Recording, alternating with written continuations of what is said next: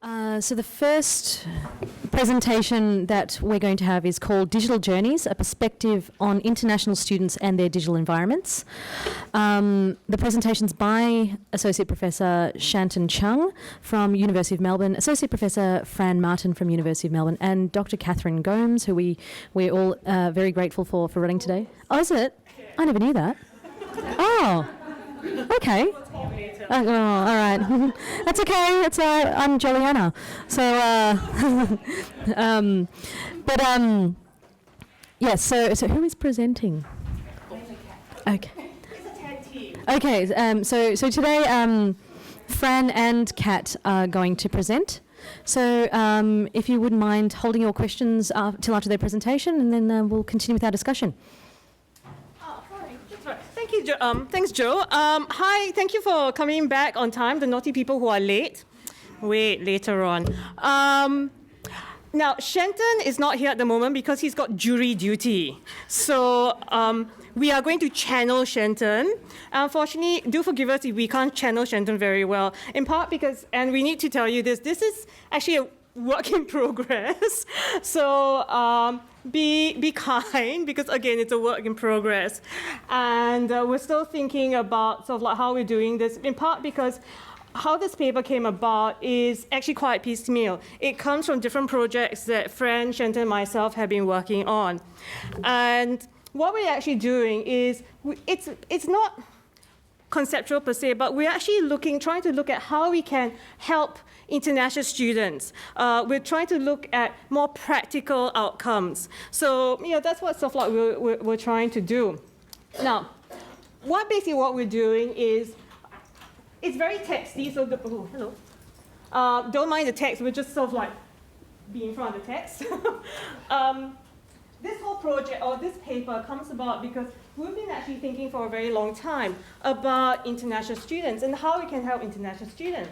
Melbourne, if you come through Melbourne, sort of like during, before the start of semester, you find that there's always a welcome desk that greets you. And this welcome desk is always about telling international students who are new to Melbourne, this is what you do, this is where you go for accommodation, this is where you go for transport, and so on. But the thing is that, all this is very much located in the physical journey that international students make. We've been talking a lot this morning, about transnational mobility. It's the theme of today's symposium. And whenever we think transnational, we think we cross borders, yeah? Oh, okay. Oh, all right, sorry. I don't know what to do. We cross borders, yeah? I feel like a TED speaker now. We cross physical borders. We think about how international students, for example, have problems trying to adapt to their new environment. However, what we're actually saying is that one thing has been missing.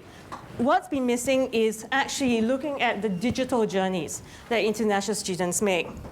Shanton and myself, based on the projects that we've actually been doing. Oh, here we go. So sorry. Okay. The projects that we've been doing. What we've been thinking about for a very long time is actually looking at how international students make a digital journey. So a digital journey, what we conceptualize, refers to the transition that an individual makes online from relying on one digital bundle of sources to another new bundle, perhaps based on the new host country or internationally. So what all that basically means is that we've actually never really looked at how international students make this online journey. When you think about it, an international student, I was an international student, so let's use me. I come through the borders, I am then told at my institution, Catherine, this is what you need to do. You need to form Facebook groups. You need to do all these things. You need to go online for your courses. However, say maybe Catherine comes from China, so let's call me Katin. And so what happens is that I've never ever had the experience with Facebook. And then I'm told by my institution, all your courses are related to Facebook. So what happens is that international students who come from countries where they have dissimilar practices online will have difficulty once they come over to a new country. Now, China's a very good example, but then there are also subtle changes. I come from Singapore. As an international student, where I originally came from Singapore. The digital practices in Singapore are very different to the digital practices here. People may use Facebook, they may use Instagram, but they use it differently. And this links to what Joe was saying this morning about content. The platforms may be the same, but then what we're actually looking at is content. So we can't create it, we've been playing around with this concept of digital journeys, which kind of links up to work that Fran has been doing. We thought a tag team. So, Fran, tell us about Translocal. Thank you. These are, I guess, very professional presentation here, dropping pens. These are two of the key concepts that we're trying to work with in this in-progress work that we're presenting today. So along with the digital journey, which Kat has just explained, we have this notion of translocality or translocal subjectivity, if you like. You can see a little definition up there. This is not something that we've invented, but something that comes from some thinkers in cultural geography. So when we say translocal, we're referring to a way of being in a place whereby essentially the experience of the everyday locality which one inhabits, say, inner city Melbourne as an international student, is kind of constitutively interwoven with the ongoing co-presence of other localities at a transnational remove. So it's this kind of interweaving, as we say here, of relationships, information and communication that are connected both to the immediate locality and to distal localities and networks at the same time, such that the local is always transnational and the transnational is always localised in practice in place. So we're drawing here on some previous work that I've done with Fazal Ritzvi, where we looked a few years ago at the ways in which Chinese international students, we also looked at Indian students in Fazal's part of that paper, but what the part I'm talking about was with Chinese international students in the city of Melbourne, and their use at that time of a popular platform, Weibo, which is kind of like a microblogging platform from China. And we found that it was a very prevalent app or platform for Chinese international students to use at that time. However, we made the argument, and while they were in Melbourne, we made the argument that did not equate to some sort of disconnection from the local, because there was a lot of information and specialised kind of accounts and subscription accounts within there, or pages one could visit, which would introduce one to ever greater detail about the Melbourne local. So it was in fact what looked like a transnational app, which was in fact having a localising function. So I'm just now going to take a couple of minutes to maybe talk about the current, my work that I'm currently doing, which feeds into this joint project with Shanton and with Kat. We don't need to go. We can. It's okay. You can change the slides if you like, or we could just stay there. Oh, yeah. Which is obviously a few years later than the earlier work I referred to there. So I'm currently involved in a longitudinal ethnographic project with a group of, in total, 56 young female tertiary students from the People's Republic of China who are studying in Melbourne. I hang out with them, I connect with them on social media, and I regularly do recorded and non-recorded interviews with them, group activities, participant observation and so on, in order to try and get a sense of what that social world is like in Melbourne, as a kind of transnational or translocal social world, and to get a sense of, over the long term, of the impact on kind of subjectivity of this form of educational mobility. So with the group that I'm working with now, overwhelmingly the most popular app that is used is no longer Weibo, but it's WeChat, which no doubt some of you know. It's an app which has, it's fantastic. It has a multitude of kind of interfaces and functions. It's got a feed, kind of like a Facebook feed where you can post links or thoughts or photographs or whatever. It's got a messaging function. It has public accounts which you can subscribe to, which give you news about, say, the place you're in, whether that's Melbourne or whether that's, you know, your hometown back in China, or whether that's another place, or whether that, or celebrity gossip accounts. All kinds of information come through that. So like our earlier example that I spoke about, which was Weibo, we have kind of what we can see as a localising function within WeChat through the public accounts, the public subscription accounts. So I would, in terms of, if I was going to try and relate this to the digital journey concept, I would say you might initially think, if you saw somebody, you know, on a tram looking at their WeChat, you might think, it's transnational media. This is an international student who has not made any digital journey, right? But I think my argument would be that would be incorrect, because there still is a digital journey there. What it is, it's within the same app. So the use of that app is continuous from before departure to after landing in Australia, but the part or the information that you're accessing is different. So you're sort of going from reading about local news in your city where you lived in China to reading about local news in Melbourne, but you're able to do that on the same platform, and of course at the same time as you're still also accessing sort of news from elsewhere. So in another context, I've sort of tried to get at the specificity of this type of application by calling it a slightly awkward term, ethno-transnational media, right? So that term is supposed to reflect, on the one hand, that there's a function in such platforms that's a little bit like older style kind of ethnic media, whether that's sort of newspapers or video rentals and things that we used to see back in the 90s. So a kind of local diasporic community function, but it also obviously has a very strong transnational aspect insofar as the application is from overseas and it's regulated legally from the China end, much more than it is from the Australian end, with all kinds of implications that I could speak about at another time. So I'll leave that bit for now. What do we have here, Kat? This is what Shanton did, so I'm not sure what to do. If I can channel him in jury duty. There you go. I think what he also wanted us to show, in relation to that whole idea of the digital journey, is that the way that, let's look at institutions, the way that institutions, for example, like the University of Tokyo, okay, this is their website. Everything is in English, and Tokyo obviously is in Japan. So you would expect that their web page for Japanese students would actually be the same, right? Yeah? This is what happens when we press language to Japanese.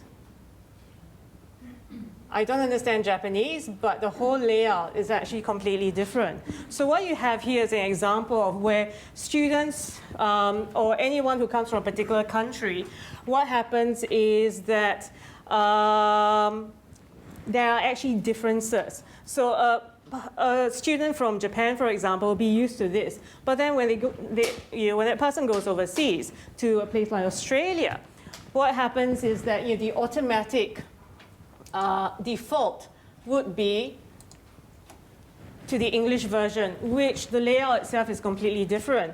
And layouts do affect do affect the way that we actually interface, or we understand what's basically going on in any kind of web page. So, when we think about digital journeys, we also need to actually think about how we present things to students. Oops. Okay. So, what about translocality and the digital journey? So, our presentation today comes from two separate sets of research projects, Fran's and mine, which I ended a few months ago. And basically, when I think about translocality and the digital journey, where my respondents let me know that whenever they went online in order to stream or download entertainment, they usually enjoyed while back home. So what they basically did was, it was really quite interesting, where a lot of my respondents told me that whatever that they watched back home is stuff that they watched while overseas. Yeah. So no one had sort of like televisions or radios. Everything's online. So that's that's the way that we've journeyed. But what was interesting was that you would think that people who come from non-English backgrounds would be assessing entertainment, for instance, that is language specific, but it wasn't, because the things that they watched back home was Hollywood. So, and it screwed up my whole project, because here was I thinking, oh, yeah, this is going to prove my hypothesis that people still connect back to home through language or through the entertainment that they're so used to. And it blew my mind that the entertainment that they were used to was Hollywood.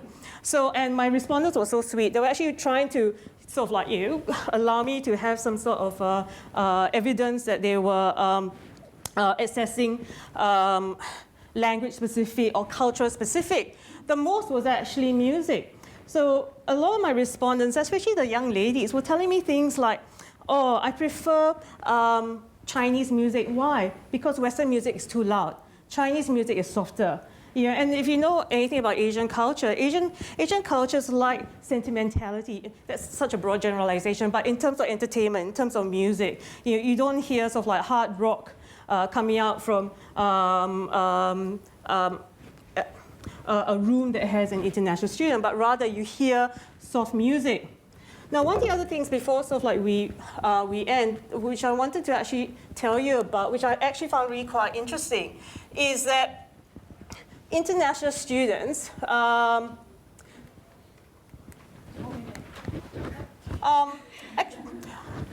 I talk about this one first? Okay, thank you.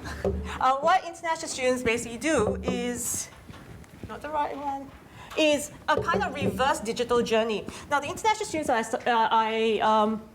I interviewed in Singapore were actually quite different than those I interviewed in Australia. Those I interviewed in Australia spent about less than 3 years in Australia on average. The ones in Singapore spent about an average of 7 years. So many of them came while they were in middle school and were just there for a very long time. And so let's look at the Chinese and the Korean students. So when the digital changes that took place in their home country happened, they were actually not there. So what happened was they actually had to learn the digital cultures of their homelands in order to understand what was going on there.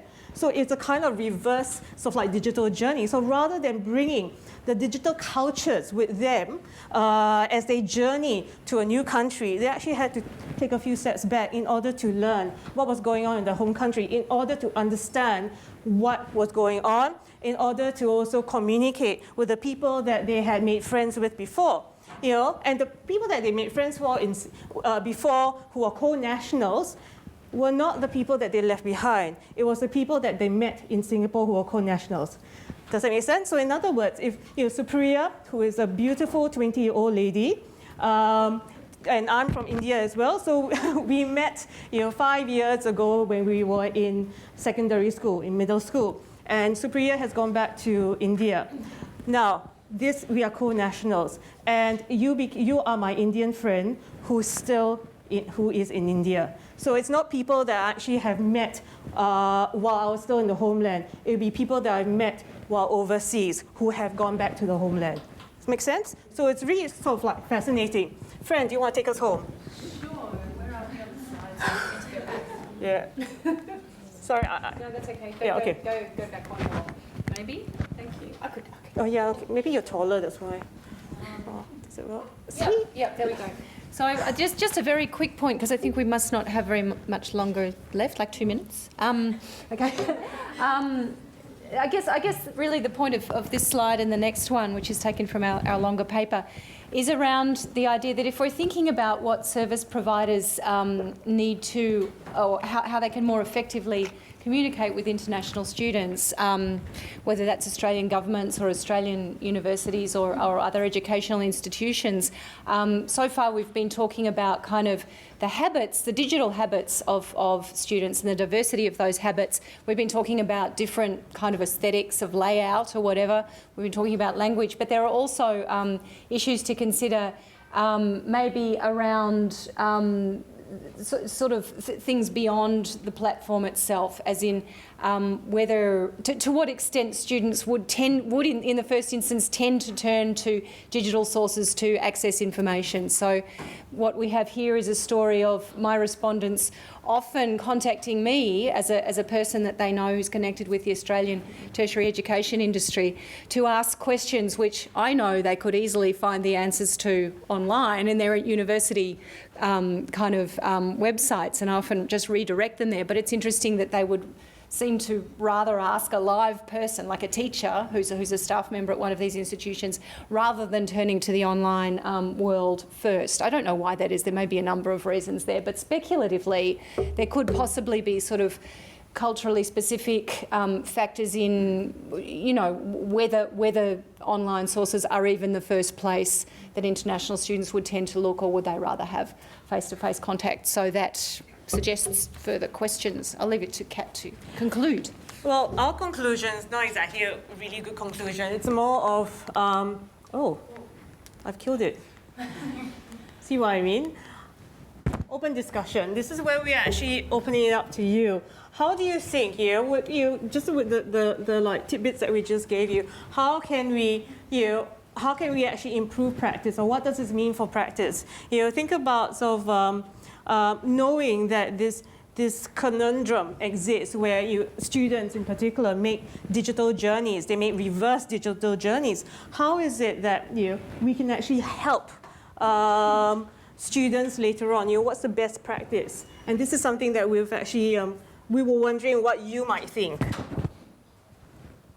And that's basically it. But so when we go into Q&A, we want to understand what you think. So.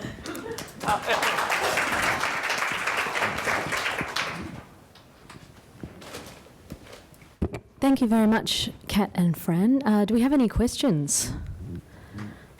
Or improvements? Practice?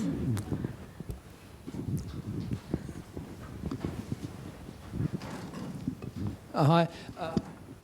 I thought that was fascinating, and I'm wondering, just on the Chinese students, whether the Great Firewall, which shields young Chinese people from the rest of the world's media in many ways, it translates here, and so they're using Chinese language systems which are Chinese-based. And when you talked about, so I was wondering earlier on about whether that affects their ability to engage beyond the Chinese community in a place like this, because they're using they're in different online worlds, and quite by design on the part of the Chinese government, I should say.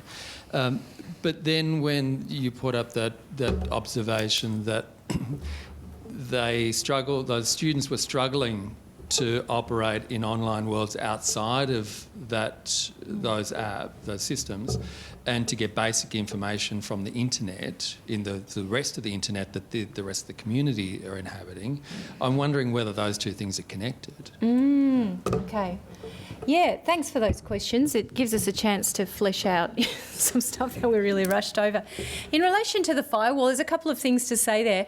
One is that's one of the things that I find so intriguing about the WeChat example. When I said very rushingly that it's administered from the China end, that means it is subject to the firewall, in the sense that even if, as someone who you could be an Australian citizen, living here, publishing stuff about Australian society through the WeChat app or platform, but if you criticise the Chinese government, you'll be taken down. So it's administered in that sense that censorship is extended to WeChat.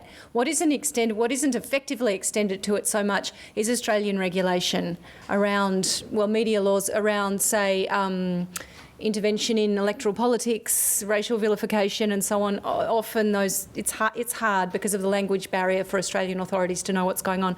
So that's the transnational side of the medium that I find or the platform that I find so fascinating. However, I wouldn't want to give the impression that the students have never left the firewall. I mean, I think one of the first things that my participants do on arriving in Australia is to set up a Facebook account, and sometimes go to sites that they haven't been able to go to previously, whether that's the BBC or whether it's Taiwanese sites on Facebook or somewhere else, and have a look around, and also pick up even. One set of responses I had from my pilot study was people who were given those Falun Gong newspapers in Little Bourke Street and other places, hubs of the Chinese community, and are then shocked because it criticises the CCP, or it says that Falun Gong is a good thing. So there's certainly a kind of contact zone with outside the firewall, and that's quite actively sought by a lot of people. In terms of the difficulty of like the whole issue of whether the continuing use of like Chinese administered Chinese language social media hinders integration or something. I mean, that's a big question. It's a question a lot of people are interested in, including the students themselves will often self-critique and sort of say, oh, we just keep reading WeChat and don't make local friends and so on. I always think that's a simplification of the situation, in the sense that, as I've said, those apps can also be very localising. They're often used in a really strong way to cement ties within the diaspora, whether that's locally in Melbourne or all other Chinese students or other friends, family members overseas outside China as well. So it's not simply kind of an umbilical cord back to China. It's got localising and diasporising functions as well. And yeah, like I said, I mean, there's this kind of polymedia concept again, in the sense that student social media worlds are not as simple as I've made them out in the presentation. They're also looking at Facebook or Instagram or Twitter or other things. Maybe not as much, but somewhat, if that's a bit of a start. We can chat later if there's more. Thank you. And I think they juggle. This is not an Asian student, but this was a French student who I interviewed in Melbourne, and I was asking her about identity, and she was telling me that after 3 years of studying in Melbourne, she actually changed her Facebook page to French, from English to French, because she felt that she needed to feel a sense of Frenchness. So when she came, she was, and she speaks English very well. English is kind of like her first language as well.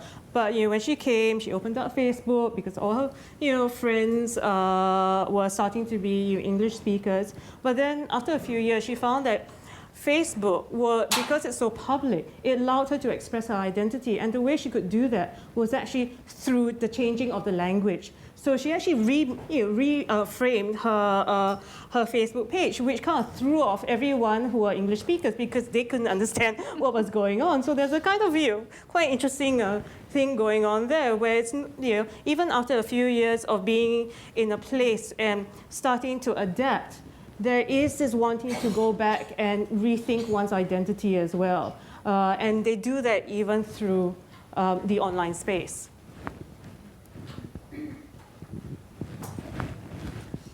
Did I see another question over here? Hi, Kat and Fran. Thank you. My name is Kath.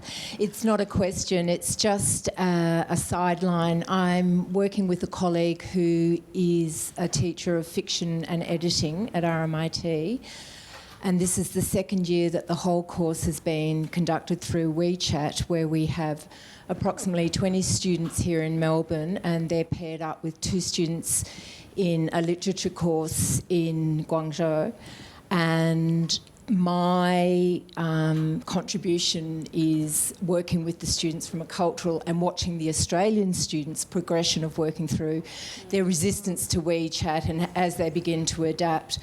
And that cohort has just won a New Colombo plan, has been successful in their submission, and so next year this group will actually be going to China to do the editing course. So it's actually bringing it into the classroom, which I'm happy to link up. That's fantastic. Thanks for letting us know. How fascinating. Great use of it. It's wonderful. Hi, I'm Rachel from the University of Melbourne. I only arrived 2 days ago, so I will talk to you, Fran, soon. I just wondered if there was a self-referential component to this, of your use of WeChat. From my own personal perspective, I've been helping to run a Centre for Chinese Visual Arts in the UK, and I had to, and lived in China and had to fiercely engage with WeChat in order to engage with students and researchers that were in the department in the university I was working within. So there's also an impact of that, I feel, as part of the work you're doing, and important to talk about, which hasn't really been discussed here. That's such a good point. I was chatting with Ning at lunch, and she's like, Fran, you're always on WeChat. My God, you're so involved in your fieldwork. And I said, no, I'm actually just addicted to the medium. And so I often reflect on this strange new WeChat Fran that now exists in written Chinese instead of English, and with a particular self-representation and and a certain affective connection that I feel with. I'll defend that app till I love it. It's like a parallel world, and I think that there would be. And thank you for reminding me that there would be something to reflect on there explicitly. I think in writing about it, insofar as getting that almost embodied sense of connection with the app I feel like it does give maybe some sort of insight into the way it feels for other people to use it as well, including my participants. So I'm hoping that's the case anyway. And thanks for the encouragement to write about that explicitly. It's great.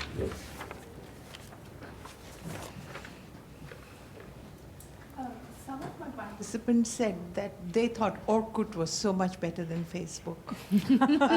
The app itself and how they connected with it. I myself have not used Orkut, so I don't know. But this came through quite a bit. So like a loyalty. Friends, yes. Yeah. Because in India, Orkut was the main social media platform until Facebook took over. Yeah, I've had similar expressions, but I mean, I agree with my participants that WeChat is better than Facebook. So I was like, that's just objective. But I do agree that there's a kind of maybe that's if the implication of your question or comment is there's a kind of loyalty to apps that you're familiar with from your life, before, whether that's temporarily or in another place. There's a sort of affection for particular platforms. Yeah. If that was the implication. Well, when you think about it as well, the material culture as well, where we actually, the material culture becomes part of our identity. When you think about a car that you've been driving for the last 10 years, you're not actually wanting to give it up because that has become part of your identity. It's part of the visualization of what people see you as. If they see a small little white car coming, there goes Cat. So there is that as well. So there is an issue of identity, I think, also connected when we look about at the digital, the digital space. And this is something Shanton and I have actually been thinking about as well. And we've been talking about it as well. So and it's just that we're trying to explore it a little bit more. So we're kind of like, I won't say stuck, but we're just progressing.